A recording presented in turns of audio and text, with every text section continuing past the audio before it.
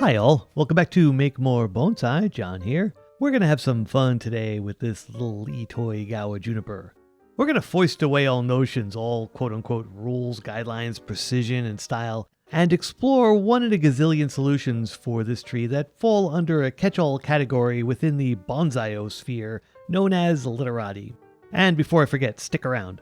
Later in this video, I'll be filling you in on a giveaway, a bonsai-specific gift for one lucky subscriber to kind of thank this amazing audience for helping this channel ding the 100,000 subscriber landmark.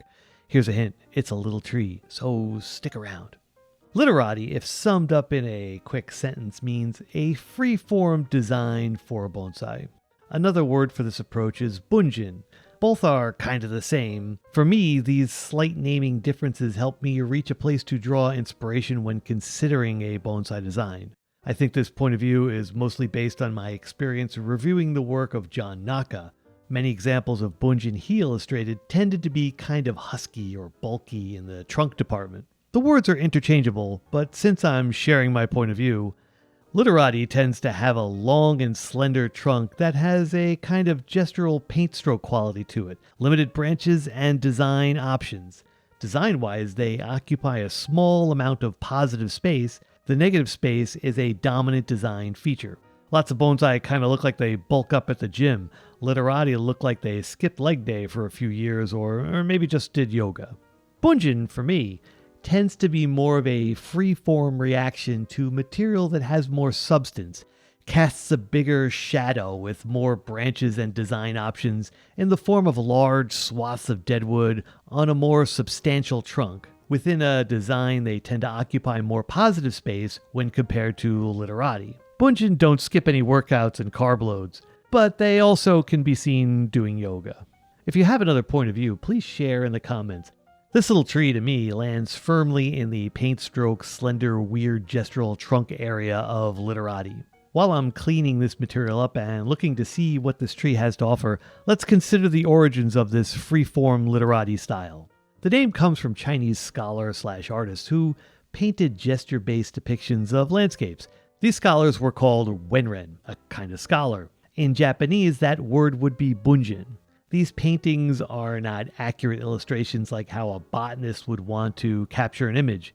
These impressions were through a more poetic and abstract filter, depictions of a kind of mirror of an emotional state, kind of an illustration of the surrounding effect of nature influencing a mood.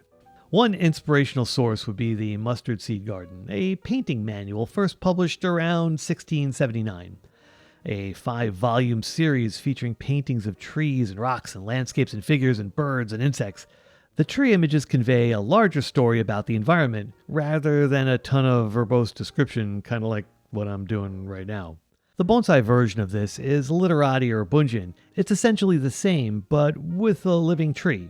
We can take the foundational tools of bonsai, the core elements of the roots, trunk, the concept of wider equals older, branches, primary, secondary, and tertiary branches, main branch, secondary or support branch, the back branch, apex and how it illustrates maturity, jin and shari, and asymmetry as design tools, and kind of toss them in a bucket to maybe use as tools to convey this mood. Restraint is the operating mode for Literati, choosing from a more limited palette. Shaking off the urge to make sure you include all the stuff used to check the boxes of the standard bonsai model and focus on what matters to convey a different story. It's an emotional twitch, a glitch in the matrix, or a perfect series of words that are simply escaping my grasp right now.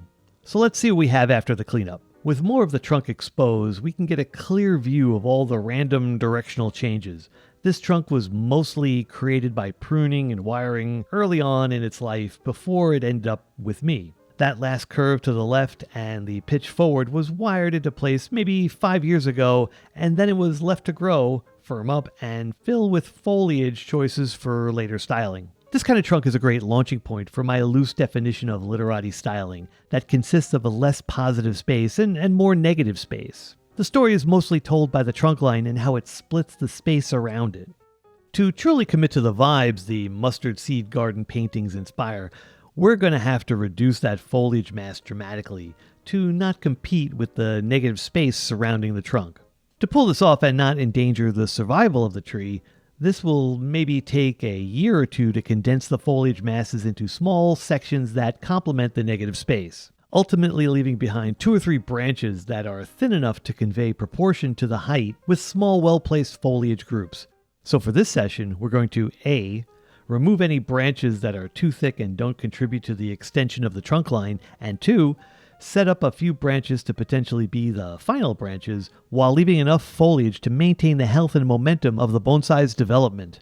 Meaning we will end today's session with a few more branches than what we really need to keep the tree's energy accumulation in high gear until the secondary and tertiary branches have developed enough foliage to create the silhouette that enhances the style.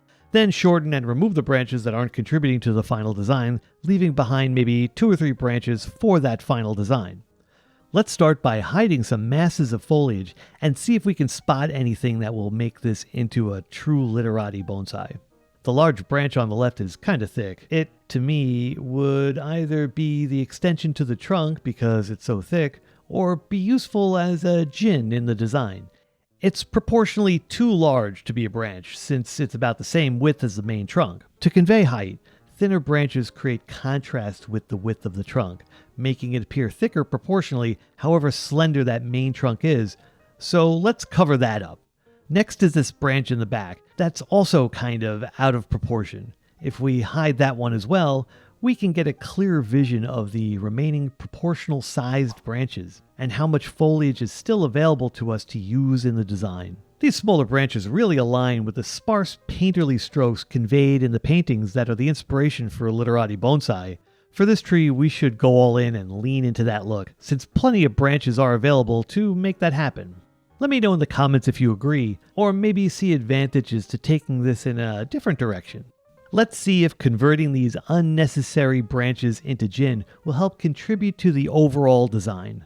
To create the jin, all of the foliage is removed to reveal the bare branch. With pliers, bend and crush the branch to remove the bark and break the branch. This helps create a natural look to the deadwood. The jin should look ragged and uneven, not pointy like a sharpened pencil. This scratched and weathered look is important to maintain the illusion of natural influence. Continue tearing away sections of the wood until it's shortened by grabbing small threads of the branch and slowly peeling the wood toward the base of the branch. The longer branch on the side, that is a challenge. It's tempting to leave it really long. Why waste all this nice wood to make a fancy attention-grabbing jin? But remember, this is not your standard bonsai. We are connecting with a more emotional driver when working on a freeform Literati bonsai. This is an opportunity to do the unexpected, to set things on an emotional journey that captures a minute eye twitch or an instinctual reaction, like maybe when a big scary spider drops down in front of you on a single silk thread. In fact, these downward pointing branches kind of look like spider legs. Embracing that unexpected urge is all part of the fun and journey of exploring this free-form style of bonsai. In watercolor painting, these are called happy accidents, when the water wells up and dries, leaving a natural accent that was unplanned. Brace those happy accidents when working with this free-form style. Literati is more like an artist's expression, unlike other bonsai styles where you're specifically building balance and structure that fits together almost mathematically, where you can measure branch length and apply proportional design principles to your decisions. With Literati bonsai, you can leave that in the bucket of tools you want and only reach for the tools that you really want to use. Now's a good time to let you know how you can enter and win a little tree grown by me sent to you. It'll be a surprise, even to me, because I'll be selecting from little trees I've grown and have been taken care of, like a juniper or a maple or an elm or a pine or who knows. Really whatever's looking healthy and might inspire you to try something new on a free tree.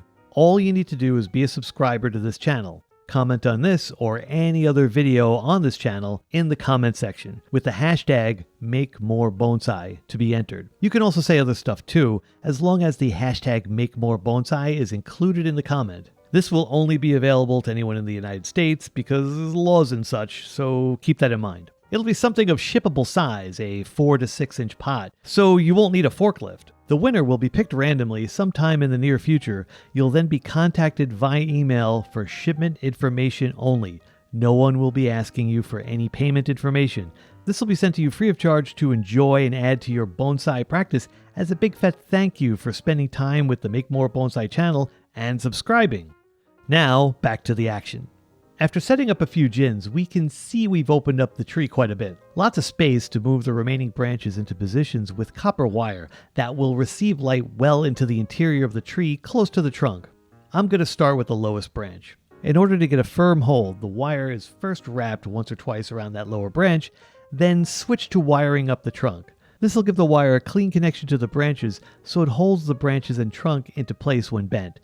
After finishing the top extension, I'll finish wiring the lower branch, all the while maintaining a 45 to 55 degree angle between the coils for maximum stability when it comes time to bend. Holding onto the wire to support the bend, perform one coil of the wire, move your hand up to that coil, and proceed to the next coiling until you reach the end.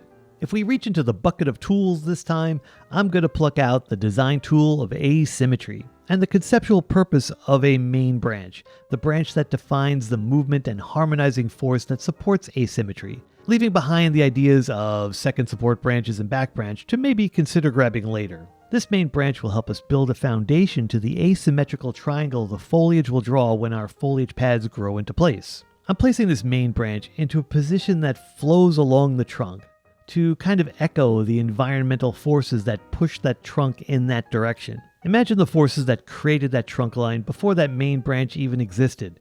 Conditions were favorable to the tree to grow in that direction. It's a natural assumption that when the tree extended past that space and grew taller, this space was an area any new growth would also do well and want to occupy. We're now at a crossroads with this tree. We could decide to eliminate the 3 or 4 of the remaining branches on the tree to create an apex represented by a jin, or position another branch above it on the opposite side to build the apex out of foliage. Let's first consider some grounded horticultural application to this tree. Junipers get their strength mostly from the volume of foliage. We've eliminated a lot of foliage from this tree already, made a bunch of jins out of a major branch that had a lot of foliage that was supporting the juniper's well-being. With this in mind, the rest of the work will be to set branches in places that will receive plenty of light to acquire more foliage to strengthen the tree. These extra branches will help secure the health of the tree, as well as provide an alternate branch choice in case another branch fails to recover. In order to increase our chances of success in creating that literati vibe of minimal positive space from sparse branching, let's place the rest of the branches in areas that will also support the tools that were chosen from the toolbox, namely asymmetry. This way, depending on how quickly the tree recovers from today's session, within a year we should have choices to make to push this design further. Let's talk about the ideal endpoint to this design. If we look at the negative space created from the base of the tree to the weird spider leg jin, we can see an asymmetrical triangle filling that space. That negative space can become the model for the shape of the foliage mass in this tree's design. That main branch extending slightly past the trunk creates one point of the mirrored shape, and the branch here becomes the next point. If all other branches are removed, once the tree is recovered and healthy, we can work toward creating an equal amount of positive space within the foliage mass to echo that negative space below, creating a balance of positive and negative space within the design that resonates and offers some tension and release within the design. This tension and release comes really close to the expressive forms, the images of the inspiration, the mustard seed garden illustrations influence on the literati style of bonsai. By limiting our palette to just a few tools used for bonsai, namely the trunk, jin and shari, a main branch, apex, and the overall vibe of asymmetry, we can freeform an expressive minimalist design that tickles us in a slightly different space emotionally than if maybe we applied all of the design tools in bonsai. For now, however, this tree will need to spend some time recovering. If we fast forward about 7 months later, plenty of sunlight reaching the interior is clearly paying off. There's lots of new growth, which is encouraging. This tree has received regular fertilization and none of the new foliage has been touched. If this trend continues with lots of strong growth, next year, near the end of winter, some more design choices can be made. We'll examine the branches to see if any useful back budding has occurred and make some adjustments to the branch lengths and choose if any of those alternate security branches can be removed to allow the tree to devote more energy to the remaining branches.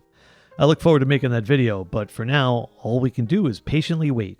Thanks for watching. I hope you gained some helpful insights from this little video. Maybe like and subscribe and leave a comment below, and possibly check out the book or t-shirt and hat links in the show more section below. There's even a super thanks option. Special shout out to everyone who hit that button. All participation and support really helps energize this little production and helps me dream up new stuff to show you, because bonsai stuff is kind of cool, and so are you for helping support this channel. Oh, and remember, hashtag Make More Bonsai in the comments if you want a chance to win a tree.